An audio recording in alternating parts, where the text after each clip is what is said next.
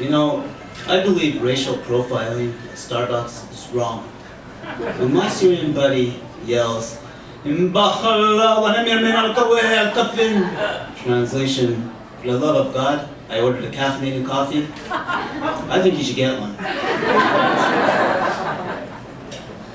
You ever have that dream where the earth is burning and Barack Obama flies down on a flying horse to save you? And he's yelling, reach down, but you can't. And he's like, yes you can. But you can't get low enough for the flames and you're burning, and now you're on fire, and that's just when you wake up. Anyone have that? Nobody have that? You know, a big part of US security measures involves telling Canada that our security sucks. Yes, a few terrorists slipped through the old CODNet, granted. But it's not like we're advertising to terrorists on Al Jazeera. Come to beautiful Canada, sharing the largest open border with the US. Experience our Gold Rush era security services. Don't believe me? Just listen to these many happy war criminals who chose Canada as their retirement destination. You know, even Obama felt it necessary to send us a list of things we must do to protect the US. Obvious stuff, like alert them when suspicious persons enter Canada. Alert them of a Hydro-Quebec breakdown that will leave New York in the dark. Alert them if Celine Dion is planning another US tour.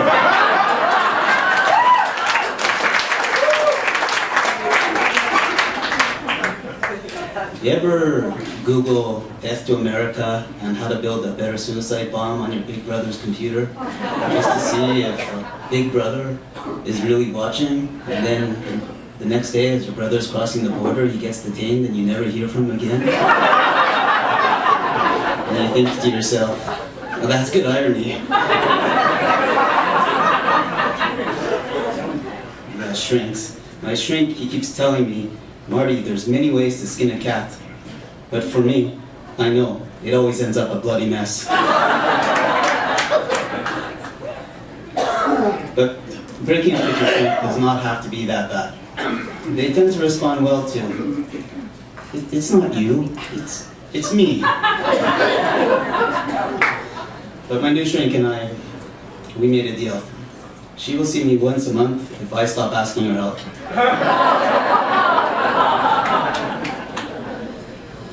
You know, in my 20s, I spent 3 wonderful years on an ashram in India. And to this day, my mother still argues that it was like watching me mature backwards. And like yesterday, she even dug up a letter to prove it to me.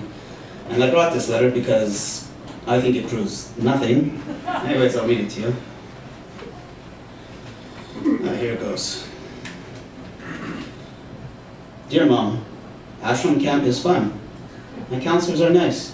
Every morning we meditate for 3 hours, then have rice.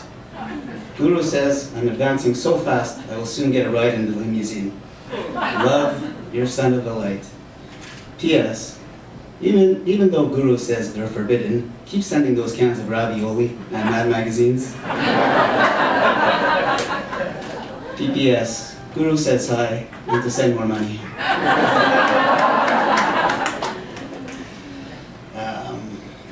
No, but really, I have matured. Like recently, all of a sudden, I no longer laugh when girls fart in yoga class. It's true. It's like I tell my students, spiritual maturation may feel spontaneous, but it's really the result of years of hard practice. But I know who the farters are, for sure. It's always the yoga fundamentalists who take my instruction to relax every muscle in their body way too literally.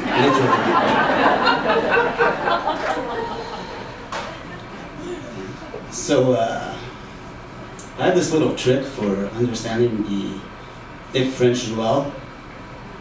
Like this other day, this guy giving me directions back to the highway. He told me, va te faire enculer, turn around, t'es pas une lumière. You'll pass a light. Et tu vas te crosser. And you'll cross it.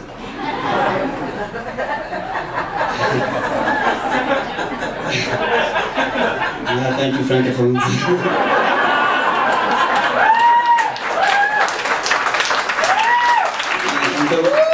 Don't translate that to the anglophone, please.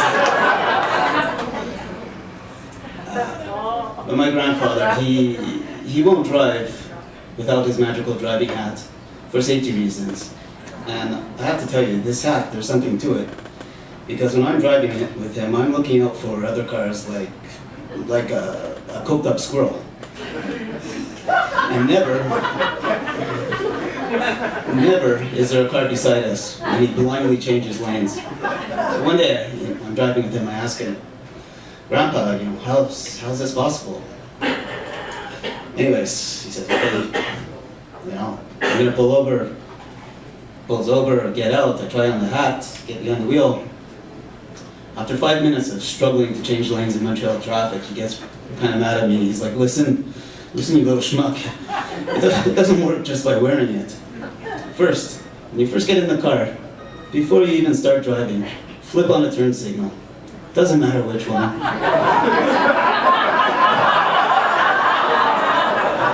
Keep it on the entire drive.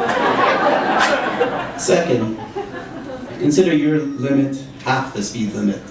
I mean, God only knows when we're going to get there. Now, get yourself real close and low to the steering wheel, look straight ahead, and when you need to turn, just jerk the car into the next lane.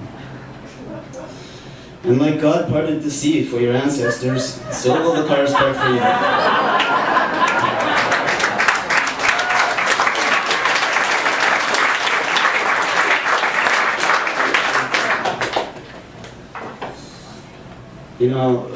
I wish my dad gave me practical relationship advice when I was young.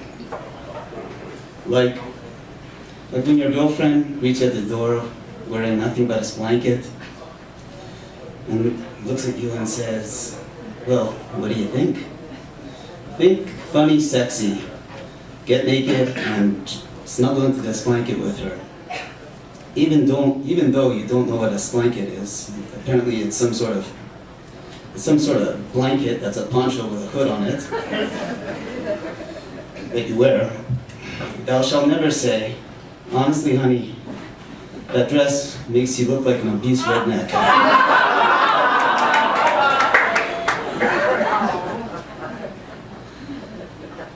But I believe in things like every Earth Day, I celebrate by letting my cat poop outside.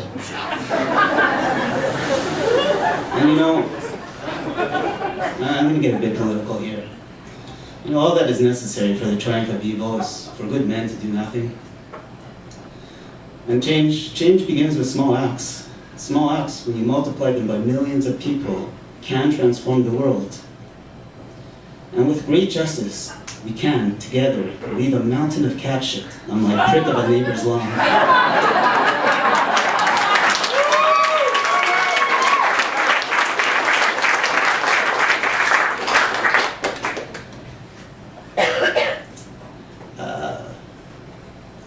These dog park people, they're a very exclusive bunch.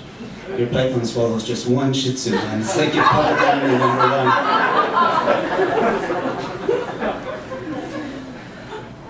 I'm no vegetarian, but I have this principle that I will only eat what I can kill. And recently, believe it or not, there's this farmer outside of Montreal who will let you slaughter and butcher his animals, provided you take his course and for a fee.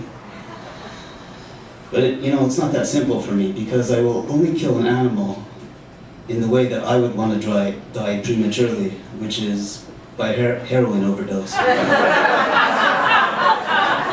Needless to say, eating meat has become incredibly expensive. Thank you very much.